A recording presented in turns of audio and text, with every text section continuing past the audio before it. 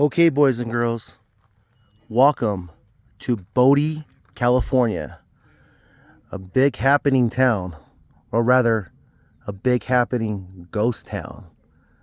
And I want you to come with me on this adventure. Come on, let's go. Now, I left camp at 5:15 this morning. I had to go through Yosemite to the other side, and then I had to go another hour to get to this ghost town. A very unique place here in California.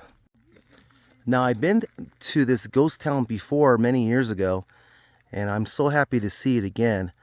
Now, there's a reason why this ghost town was built in the first place, here in the middle of nowhere. Now, before I tell you a little bit of the history of Bodie, California, I want to show you one of my favorite buildings here. It's the actual church that they had, probably one out of many in this boomtown. And I do remember seeing this church, which is pretty much intact inside, and I want to check out if it's still intact now. And you can see you can put a wish donation, which I'll do on the way out. But if you can see here, this is an original church inside, and this is what our church looked like way back in 1877. Look at that. They have the original organ over there. You see that? You know, so it's a very unique church building that I really like to see. And look at just the ceilings. You see that? I can't imagine how many people got married in this chapel, and how many people got baptized, and you know, how many town meetings they had in this particular church. Really awesome. Now, the last time I was here, the first and only time I was here, I love going through these side streets because it gives me an idea what this boomtown was like. Just people just going on their everyday business, you know, and you know, walking past by the wonderful chapel here, and just going to their businesses or their homes. And there was thousands of people that used to live here. Well, maybe a little bit less than 1,000, because it was a boom town nevertheless.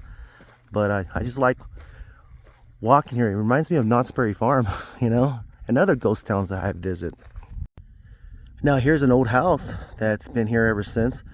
Now, the buildings that you're going to see here, only 5% of the actual building still remains from back in the days.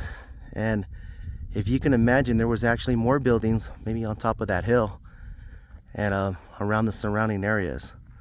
But it's cool. But let's take a little peek on what a house looked like in the 1800s. Now, I don't know how much you're going to be able to see because of the reflection of the sun, but trust me, this is an old bedroom, and they have some really extremely old furniture in this particular house. From what I read, this is the McDonald's house. It was owned by Dan McDonald, who was injured in an 1879 explosion in the mines, and he was fine afterwards. But this was his house that he had with his family, still intact.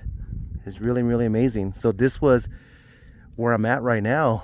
Was a very busy street, and yeah, it's pretty unique that someone will build a house all the way back here, and I'm pretty sure their restroom or their outhouse is right here on the side, but it's right next to the church. Really unique. And speaking about outhouses, this is an outhouse right here. Now, an outhouse back in the days where people will go and use the restroom. They didn't really have restrooms inside a building, so you had to go to an outhouse, and this is a very old one. And I can take a little peek inside. Yep. Oh, they will let you in here, but you can imagine they had little stalls here where you can sit down and do your business. So it's pretty cool. And you can see other buildings were about to fall off here. That's been here for years under the hot sun. Now, unlike other ghost towns, this ghost town is pretty unique because you can actually look through the windows of these old houses and see some of the furniture that are intact. And that's why I remember when I came here years ago, I thought that was pretty unique. And look, check that out. See across the way? I'm gonna tell you what they used to do across the way over there in that building. And let me see if I can get a little closer and tell you a little bit more about it. Now, as I get a little closer to those buildings over there, you can see some other buildings and some other houses. Some of them were bars, some of them were houses, residents, some were services that they provided for the town. Now, this town was actually been around since 1877, and it's been around for many years, you know, since then. But check it out. Isn't that cool? So in 1849, people started coming out to California for the gold rush. And so a lot of these boom towns, which means pretty much towns that were built overnight, were built in order for, you know, settlers could go ahead and, or miners, I should say, go ahead and mine for gold and for silver. In this particular town, gold was actually discovered by a person by the name of W.S. Bodie, who was from New York, and he went ahead and discovered gold in 1859. And after he discovered gold, people started coming and started to stake their claims and having the gold fever. And those buildings across the way were the actual mines. So workers will go down very deep in the tunnels down there and you know, get their gold, or you know, find gold, and you know, come out and live in this town. So that's what it was. I know they take tours inside that gold mine there. I don't know if I'm gonna take it today. I didn't take it last time, but because I really wanted to just really take a look at some of these unique buildings. Now, could you imagine living in one of these houses in 1877? Because this town's been around since 1877 to 1881. And so I don't know. And this is, I mean, again, this is only 5% of the actual town that still exists. You know, the last resident here took off around like 1942 or something like that. They continued to like 1942, and then all of a sudden they just abandoned it, and then it actually became a state park right after. And then that state park did a very good job to maintain the ghost town. As you can see, it's employing residents. So some of the employees who work here actually live here on site, just like how I live in camp, you know. So I don't want to disturb this particular house, which is a monumental house as well. But look at this one here. Maybe I can get a closer look at this one, and maybe we could peek through the windows. Now, I did peek through this window here, and I'm believing when I say this, there is very extreme old furniture there, but the reflection of the sun is not picking it up very well. But look, they also had an outhouse as well. So and then you can see where I came from. The church is all way on the other side over there. Very, very quiet and surreal in this location. This looks like a garage, right? But it was actually a house. And look, here's some remnants of a very extremely old car, probably from the 40s. So you can tell they did have some residents here in the 40s. And look, you can see the front of the car looks like a Model T, right? But I know it's a little bit I don't know, it's not old as a Model T, but you can imagine a resident will take their cars. Look at that. Could you imagine riding a car like that, or what's left of it? And then look at the trunk space on that. It's now pretty cool. But here's another wonderful sight of the houses that still remain, and I like to explore a little bit more.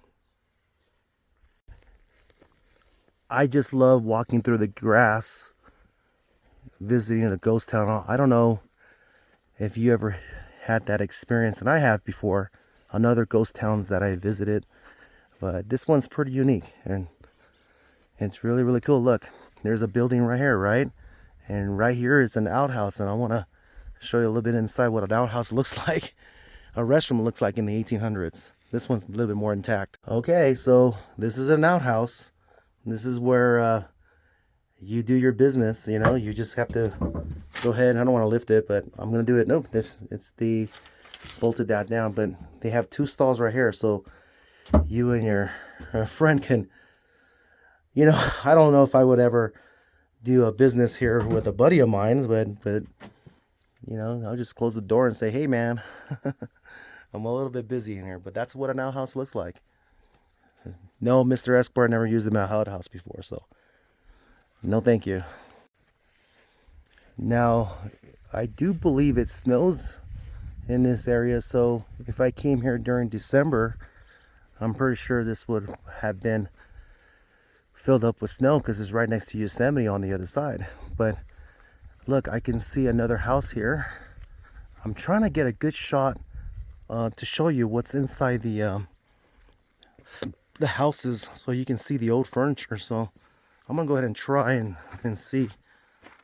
Here's an old bed. You see that? I don't know if you can see that. Hopefully that comes out. Here's an old bedroom here.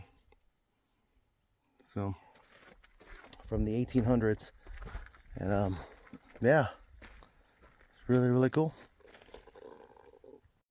Check this out. This is a no Shell gasoline station. So this is our old gas pumps, and yeah, they were used to gas up the vehicles. I could imagine how extremely dangerous it was. You know, they had to truck in the actual gas, and it's pretty cool. They have a 1927 Dodge Ram, and these are what the cars looked like in the 1920s.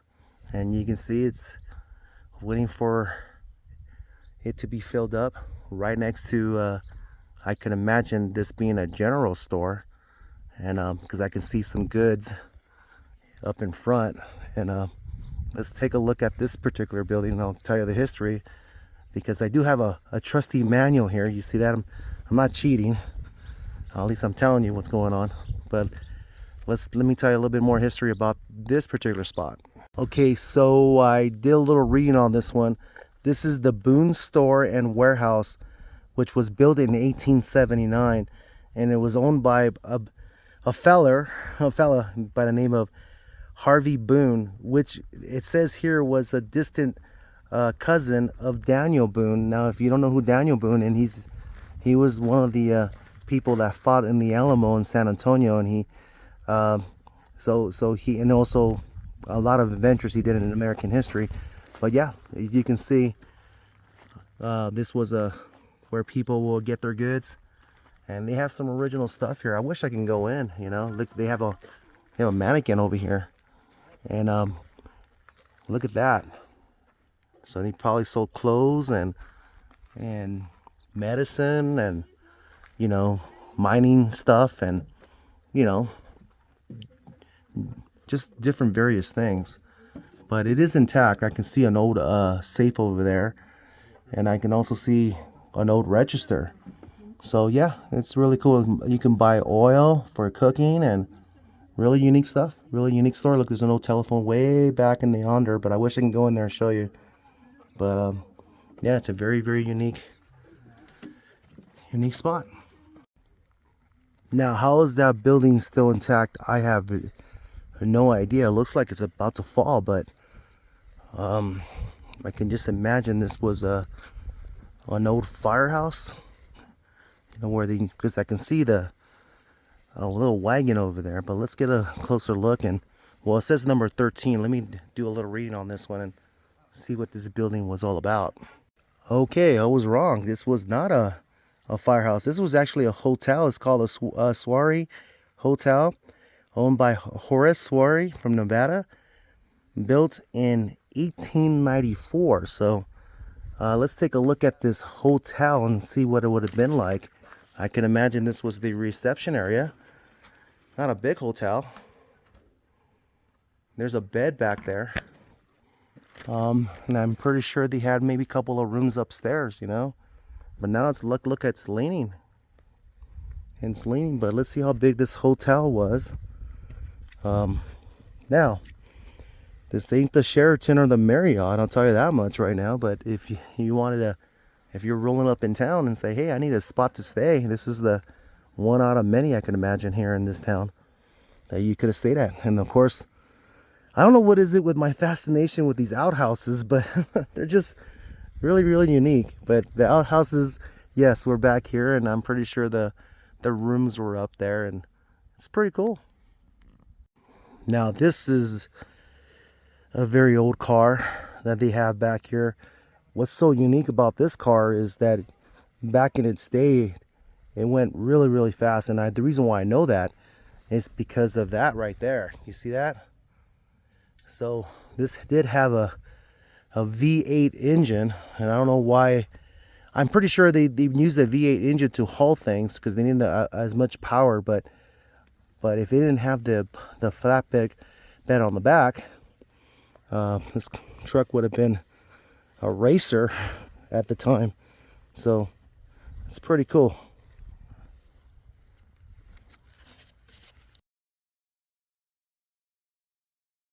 Now in this building here, they do have a I believe a little store, so we'll visit that on my way out. But I want to check out that building over there. It's a huge building, and you can tell it's very old. Okay, so doing a little bit more reading, it was originally a fraternity house, and then they turned it into a gym. Some residents upstairs. You see the old curtains, you see that? And right next to it was another hotel. So this area did have a lot of hotels, you know, and this one's made out of brick, so that's probably why it lasted so long, because it can withstand fires. But yeah, this is pretty cool. Right next to a gym, you know, so awesome. And I wish, again, I wish I could show you the inside, because they do have old bottles and stuff. I love this location over here because they do have like old tools. That's a grinding rock over there, and there's an old wheelbarrow. That's actually a wheelbarrow from back in the days. You know, they don't make them like that no more. But they also have old wagons. So there was a lot of work that was being done here in this town. Now I'm actually into the museum slash this little store they have in front, but they have old artifacts from back in the days of the residents, and they have pictures of how they look like. Look, they had style, didn't they? Right? Look at this dude right here. But check it out. They also have, like, this is a pencil sharpener. Look at that. Now, I remember coming in here because they do have like this stage over here, which they have a very old painting of ships and everything. But what's so unique about it, they have a very old hearse. Now, this is where they used to transfer, obviously, you know, the dead to the cemetery, right? And how they display them when they take them by horseback. They do have a cemetery here, which we'll go ahead and visit. But it does remind me of the actual hearse that they have in front of the Haunted Mansion in Disneyland, because that's a real one. So, but they have two of them here. You know, the stories that these particular wagons, or hearse I should say, can tell. It's just amazing. You know, really, really cool. Check out these old irons. So the way they used to do this, they used to put these irons on top of a stove until it gets hot, and then they'll pick it up and they'll start ironing. The reason why I know that is because they put hot water over there to make it steamed out. My grandmother had one in Mexico, and which I still own to this day. So it's very unique to see these old irons. People collect them. I have one, and that was my grandmother's.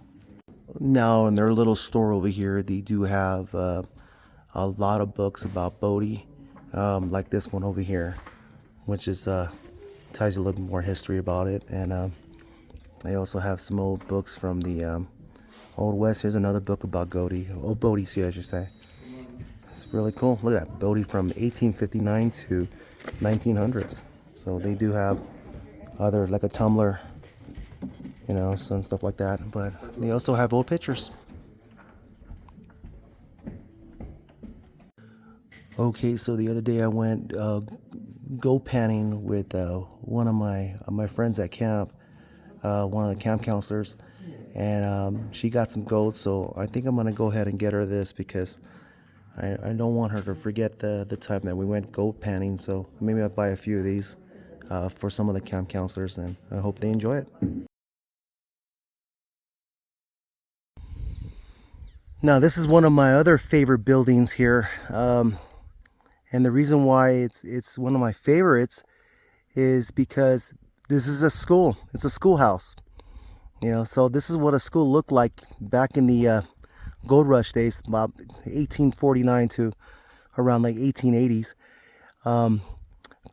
Schools that were built like this, they'll have classrooms on top. So there'll be like two classrooms, one on the top and then one on the bottom. And they were all ages, I can imagine. Maybe the high schoolers will go upstairs for their classroom.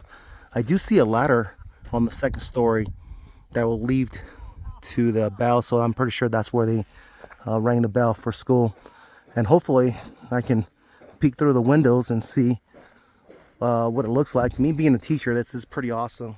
But that's the teacher's desk, and then you can see some of the classrooms here. You see that? Let me go to another window using my phone here. You see that? Isn't that cool? And it's intact too, so they have some original stuff in there, a lot of original stuff. So yeah, this is the schoolhouse here in Bodie. Now right across the way over there is where they actually had the mines. Like I said, they do give tours out, but they won't give one until another couple hours from now. So I'm gonna go ahead and skip that, but look at the schoolhouse from this angle right here. And look, they got some tourists walking around these old buildings. And I'm telling you, it feels like, if you've ever been to Knott's Berry Farm, that's exactly how it feels like. And looks like this has a number in front of it, so this particular house has some kind of significance. Let's find out what it is. So this does have some kind of significance. This is the McMillan's house, owned by A.E. McMillan. Was a secretary of the Bodie Miner Union in 1885. His son only had one arm, probably due to an accident. But what's so cool about the A.E. McMillan who owned this house, he was actually the team manager of the baseball team they had here. So much love to this dude right here. And yep, there's an outhouse in the back. I know here, I caught that. But yeah, whatever this dude was back in his day with his son here, he was the manager of the Bodie baseball team. Now I'm going uphill, and I want to go up to the very peak so I can turn around and show you a little bit more aerial view of this ghost town. Now before I show you the view, I want to show you one more house. This doesn't have any windows, so hopefully this will give you a bigger appreciation what a house looked like. So this might have been like the living room over here, or maybe a bedroom, and then back then maybe a little kitchen. But I'm gonna be honest with you, I wouldn't want to be staying in a place like this, because I can just imagine one fire, what it does, what it will do to a location like this. Let's go to the backside over there and see what else we see. All right, I'm on the back area, and I could imagine this was probably where they took baths, only because I'm seeing that right there. It's a very unique house. It's, you know, and just imagine how old it is, you know, the framework of this. But I want to show you a couple of things, okay? First of all, yes, they had an outhouse back here. So if you lived in this house right here, right, which is pretty cool, you need to do your business, you go over here, and look, this one's open. You see that? I just can't imagine how people used to go to the restroom right here. Could you imagine you and your buddy right here? Nope, I don't think so. I don't think you can look down. I think they covered it up from back in the days. But this is an old outhouse. But one of the other things I want to show you, I'm gonna stop the camera right now so I can show you the mountains across the way. So I don't know if you can see it from this view, but there's snow, and where that snow is exactly where Yosemite is at. Okay, I have my zoom on, and do you see that over there? That's the snow that I was looking at, and that area over there where the snow's at, and that's Yosemite. You know, so I had to go through the other side of Yosemite, and I did see snow in the middle of August. I mean, the beginning of August, I should say. So I'm incredibly lucky to see that during the summertime, and I don't take it for granted. It's such a beautiful sight. And now my favorite site is the actual ghost town itself. Now, again, only 5% of the ghost town remains, but if I went back in time, I definitely would love to be here because it was a very happening boom town. You know, I think I read somewhere where they had a lot of cantinas, a lot of bars, you know, but they also had a lot of general stores. They had a lot of churches, and they have, you know, they had a sports team. You know, it's just like a regular town in the middle of nowhere because of what they were panning over there, or what they were digging out of there, I should say. But it's a very, very beautiful sight, you know, of people from the past. It's quite unique, and if you look very, very hard, you'll see beauty in this area. And I just want to point out a couple of beauty in this area right now.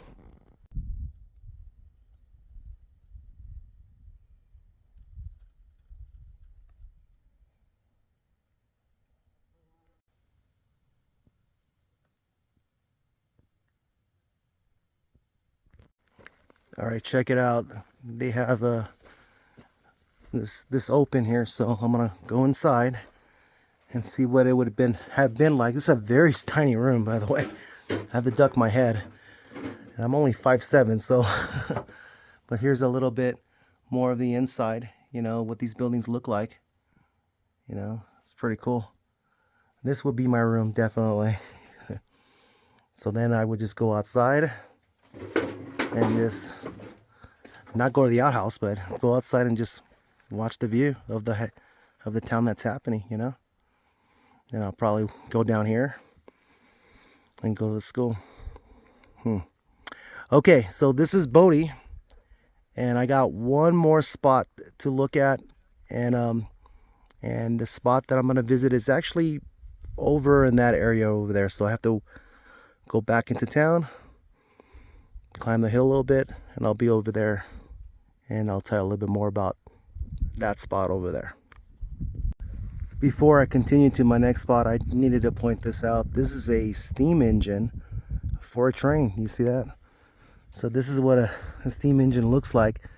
Now this would be on a train, and it was so cool. This is the Prescott and Builders, San Francisco, California, 1878. So this is where they used to drop their coal, right? And this is what they used to you know, either move these panels over here, you know, to lift up goat or use on a train. Very extremely dangerous, by the way, but yeah, that's how it looks like. Okay, so see that top house over there? You probably can't. Maybe if I zoom in there. I was right at that top house right here, right? Now I'm on the other side of town, right? And I'm gonna go through those gates right there, and I want you to come with me and check it out. Now, every time I go to a cemetery, I feel honored. I'm not scared of cemetery. I just do believe that if you come and visit people who has passed on, they in turn will provide you good luck, and that's what I've always have thought. So that's why I do visit a lot of cemeteries from around the world. I usually don't post them, but in this particular case, I'm gonna have to. They do have really old markers here, and let me show you a few. Now, cemeteries from back in the past, their markers usually will not last very long. As you can see, this is a wooden one where pretty much the name has been taken out. But then they have markers like this, which is pretty cool. This guy was name is James B. Perry, and he's from Ireland, and he passed away at age 63, 1896. So just by the fact that I read that has already provided me good luck. Now the crazy thing about this particular gravesite, because it's original, even though the markers are gone, they still have the wood panelings. These are not original wood panelings, they're just more of a protected site. Now a lot of the people who are resting here does not have a marker, only because, you know, they've been washed away by the snow and the rain and stuff. So they put these wood panelings, I should say, around them, just to let you know that there has been people who have existed in this town. And there's another gate over there, and let's check out some more grave sites and see what's going on. Okay, so here's some old sites here. This one is a Arthur E. Soap, I guess it was his name. Passed away in 1889. And then they have a young one here. Died in 1901. Let's see, 1 year and 2 months and 28 days. So it was a child. You know, just by me visiting these two grave sites over here, I do know that they are providing me with good luck, because I read their names, right? This guy's name was George W. So I'm gonna pay my respect to George W. Okay, put my hand there to get that energy going. And yeah, this is the Bodie cemeteries, where people who used to live in this particular ghost town now resides and now are resting on this crazy ghost town. Now you see there's a gate over here and there's a gate over there, and there's like a fence. You see that? There's like a fence around this area, but there is one grave site that I do see there, which I know who it is, that is actually outside the cemetery. And then let's go visit that spot so I can tell you a little bit more about who's buried over there. Now I do see it in front of me, but I gotta be really careful because I did see a rattlesnake, and there's some rattlesnake warnings here, so I gotta watch my step. But this is the fence that I was talking about, the chain link fence, right? And so I'm gonna step over, and I do see the marker over here. So look, I'm going outside the fence over here, and this is in this area here. This is where all the residents were being laid to rest. But this one person is laid to rest outside the cemetery, and she's over here. So this is Rosa May, and Rosa May passed away in 1856, I believe. And this is a marker that someone put years later, because she didn't have a marker originally. When she passed away, she was pretty much outcasted by the town, and was informed by people to have her buried outside the cemetery. Now Rosa May didn't do anything wrong. She was not a criminal or anything like that. She was a resident here in Bodie. It's just that people did not understand, you know, her very well, and what she did for a living. But she was just a human being, you know, who did her very best to live life in a town like, you know, that's behind me. You know, lived as best as she could, and unfortunately,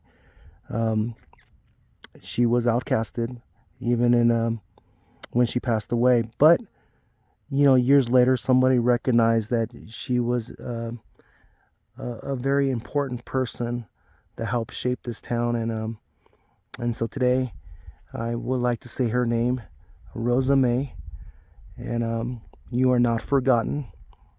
So much love to you, and I know that you're gonna give me luck in return. So let me go ahead and do one of my traditional little hug here, and much love.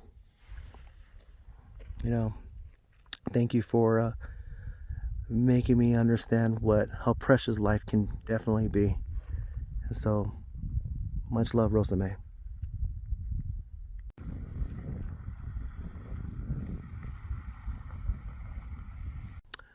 Okay, everybody, that's it for today. I hope you enjoy this visit to Bodie, California, ghost town here in California.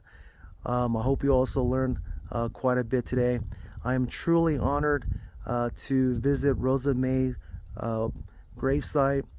She's not forgotten, and I know in turn she's given me good luck and good fortune. In turn, I would like to give you that good luck and good fortune, which I always do. Okay, life is great, life is precious.